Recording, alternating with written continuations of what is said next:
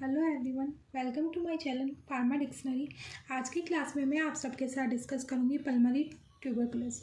Pulmonary tuberculosis क्या होता है? पल्मोनरी मतलब तो वर्ड ही इंडिकेट करता है लंग्स को।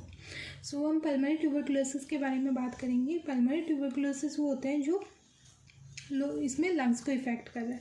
वैसे जो ट्यूबरकुलोसिस है ये कोई ज़रूरी नहीं है कि लंग्स को इफेक्ट करता हो, ये और भी अदर जो ऑर्गन्स है हमारी बॉडी में उनको इफ़ेक्ट करता है, जैसे ब्रेन, किडनी या फिर एब्डोमेन, बॉन्स, इन सबको भी इफ़ेक्ट करता है। बट जो मेन टारगेट होता है इसका वो लंग्स को इफ़ेक्ट करता है। तो आज की क्लास में हम यही डिस्कस करेंगे। ट्यूबरकुलोसिस हम टीबी से भी डिनोट करते हैं, टीबी भी बोलते हैं हम शॉर्ट में। और ये क्या है? कम्युनिकेबल डिजीज़ है, या फिर हम बोल सकते हैं कॉन्टिजीनियस डिजीज़ है। कम्युनिकेबल या कॉन्टिजीनियस मतलब होता है ये एक पर्सन से दूसरे पर्सन तक इजीली स्प्रेड हो जाती है, ठीक है। और ये क्या, एक ड्रॉपलेट इन्फेक्शन है। ये मतलब जैसे किसी पर्सन को ये टीबी है और उसने स्नीज किया तो उसके कुछ ड्रॉपलेट्स को उसके जो कांटेक्ट में पर्सन है उसके अंदर गए या उसने इनहेल या इनटेक कर लिया तो उस पर्सन को भी चांसेस है ट्यूबरकुलोसिस होने की। ओके, ये बैक्टीरिया कोई भी सोर्स के थ्रू हमारे अंदर जा सकता है, ठीक है। तो तब हम टीबी होती है। ये मेनली लंग्स को टारगेट करता है और ये अपनी बॉडी के अदर ऑर्गन्स में भी जा सकता है। इस बैक्टीरिया है जो इसका नाम है माइकोबैक्टीरियम ट्यूबरकुलोसिस। ये जो टीबी है ये अपनी वर्ल्ड की पॉपुलेशन 1/3 पॉपुलेशन को इफेक्ट कर चुकी है। और जो इसका बैक्टीरिया जो होता है उसका ट्यूबरकुलोसिस का वो रोड शेप्ड होता है बैक्टीरिया, ठीक है। ये रोड शेप्ड बैक्टीरिया होता है या सिलेंड्रिकल इलोंगेटेड बैक्टीरिया होता है साइज में। अगर कोई भी पर्सन इन बैक्टीरिया को इनहेल कर लेता है तो किसी भी सोर्स से, तब ये बैक्टीरिया हमारे ट्रेकिया के थ्रू लंग्स के अंदर एंटर हो जाते हैं, या फिर हम बोल सकते हैं ट्रेकिया के थ्रू ब्रोंकाई से ब्रोंक्यूल्स, और ब्रोंक्यूल से जो ये होती है अपने एलुविलोई उसके अंदर जाकर ट्रैप हो जाते हैं। जब ये हमारे लंग्स के अंदर एंटर हो जाते हैं देन दो कंडीशंस के अंदर ये इफेक्ट करते हैं। एक तो फर्स्ट आता है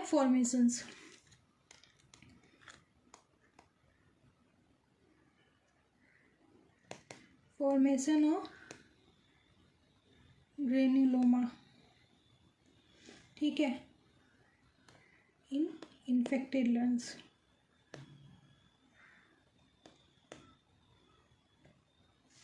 ये कंडीशन है, इसी को हम बोलेंगे ग्रेन्युलोमास, ठीक है।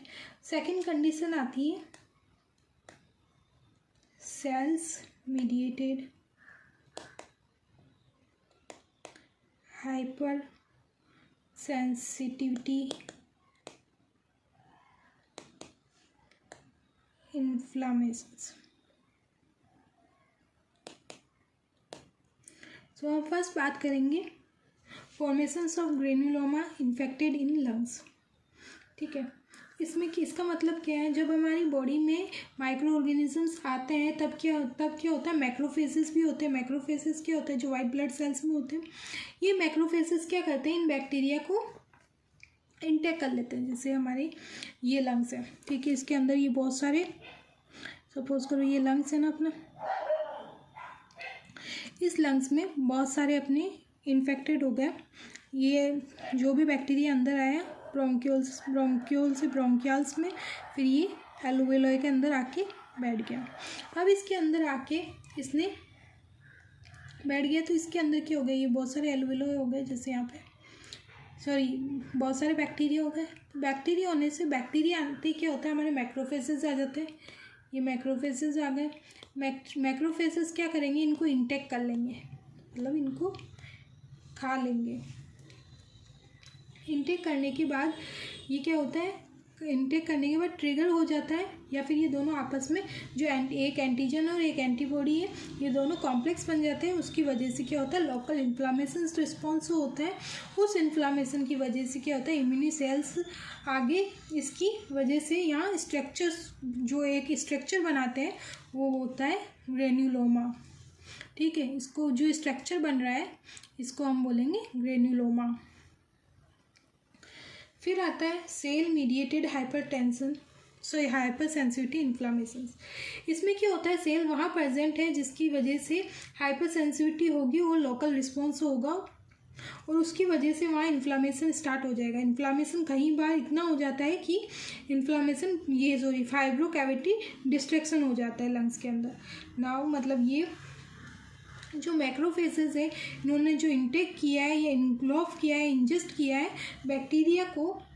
अब ये बैक्टीरिया वहाँ बहुत टाइम तक प्रेजेंट रह सकता है मैक्रोफेजेस में, क्योंकि मैक्रोफेजेस क्या है, उसमें कम्प्लीटली मतलब जो कम्प्लीटली किल भी नहीं कर पा रहे, कुछ तो किल किए कुछ नहीं कर पा रहे।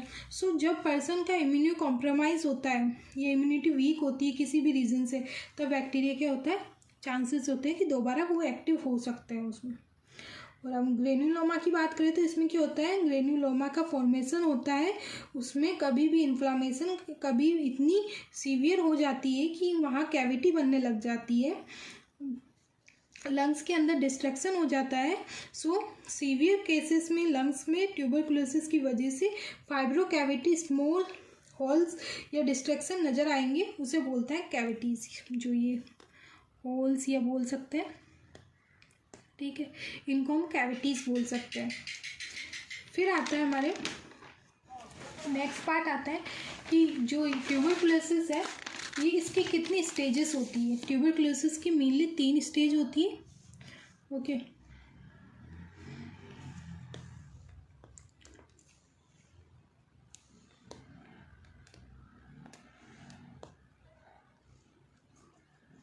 फर्स्ट होती है प्राइमरी, सेकेंड होती है लेटेंट एंड थर्ड होती है एक्टिव। 3 स्टेजेस होती है। फर्स्ट जो प्राइमरी स्टेज है, सो प्राइमरी स्टेज में ये ट्यूबरकुलोसिस हम तब कहते हैं जब पर्सन का इम्यूनिटी सिस्टम है इतना स्ट्रांग नहीं होता जो बैक्टीरिया के साथ फाइट कर सके या फिर थोड़े टाइम के लिए बैक्टीरिया को दबा सके। ये कब होता है, जब जैसे कि बैक्टीरिया हमारी बॉडी में एंटर हुआ है लंग्स एल्वेओलाई में, ठीक है, हो मतलब एंटर हुआ है और उस पर्सन ने 1 या 2 वीक के अंदर ही सिम्टम्स शो कर देता है, उसमें फर्स्ट ये कंडीशन होती है प्राइमरी, ठीक है। और इसके सिम्टम्स कैसे हो सकते हैं, सीवियर कफ हो सकता है, फीवर, चिल और लूज ऑफ एपेटाइट, ये सारे चीज़ें सिम्टम्स है प्राइमरी के।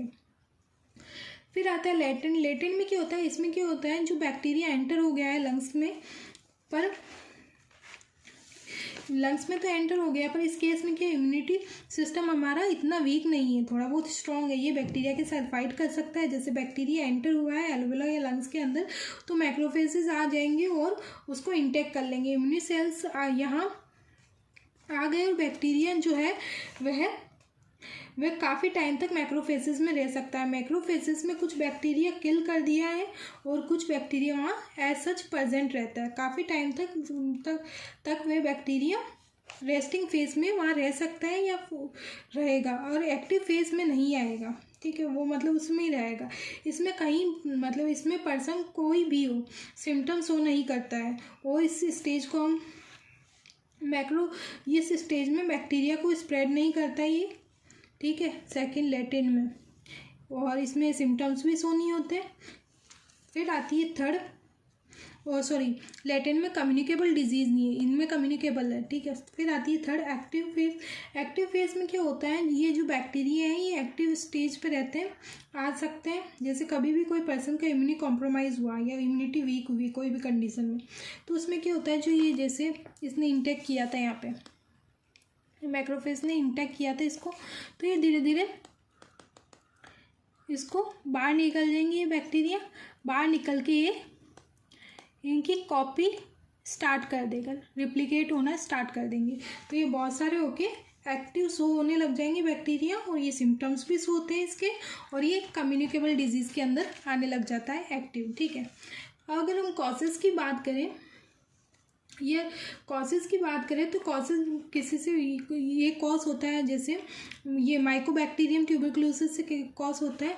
और इसके रिस्क फैक्टर की बात करें तो कोई भी क्लोज मतलब हम बोल सकते हैं किसी भी पर्सन को जिसको ट्यूबरकुलोसिस है उसके क्लोज कांटेक्ट में आना, उससे हो सकता है इम्यूनो कॉम्प्रोमाइज़ जैसे किसी को कैंसर है, HIV एड्स है या ओल्ड एज है, तो उन लोगों को जल्दी होने के चांसेस है। ठीक है, रिस्क फैक्टर होते हैं। फिर आते हैं सब्सटेंस अब्यूज़। इसकी बात करें तो जैसे आपको बहुत बुरी लत है शराब की, तो उस केस में भी आपको चांसेस है उसके ट्यूबरकुलोसिस के। फिर आता है प्री एक्साइटिंग मेडिकल कंडीशंस, जैसे कोई भी डिजीज़ है आपको, तो उस केसेस में भी आपको ऐसे पर्सन से दूर रहना चाहिए। Living in over crowded house, मतलब बहुत कॉन्ट्रैक्ट वाले एरिया में रहना, जो बहुत भीड़ भाड़ वाले एरिया में रहना, या फिर माल न्यूट्रिशंस, प्रॉपर विटामिन्स, मिनरल्स, ये न्यूट्रिएंट्स, ये सब फूड नहीं मिल पाना, तो उसमें वेट लूज़ होना, आपको उस केस में आपकी इम्यूनिटी अच्छी नहीं होती, उस केस में आपको ट्यूबरकुलोसिस ईजिली कैच कर सकता है।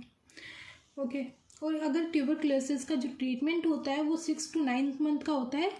इसमें रेगुलर लेना पड़ता है। इसमें पर्सन को अगर पर्सन की डेथ भी हो सकती है अगर इसको लेके सीरियस ना हो तो। ट्रांसमिशन की बात करें तो ट्रांसमिशन इसमें droplet infection through the mucus से एक पर्सन के दूसरे पर्सन मतलब वो ट्रांसफ़र हो सकता है। फिर आता है ड्रॉपलेट में कंटेन अप टू 400 बेसिलाई, और ये स्प्रेड होके काफ़ी घंटे तक अपने इनहेल में वहाँ पे रहता है, ट्रैप होके एयरवेज के अंदर, एल्वेलाई के अंदर, और ये कुछ टाइम बाद में हमारे अदर ऑर्गन्स को भी डिस्ट्रॉय कर सकता है या कैविटी प्रोड्यूस कर सकता है। फर्स्ट इसका मेन काम यही होता है, ये लंग्स को इफेक्ट करता है। Okay, thank you. आज की क्लास मेरी पसंद आई हो तो मेरे चैनल को लाइक और सब्सक्राइब करें।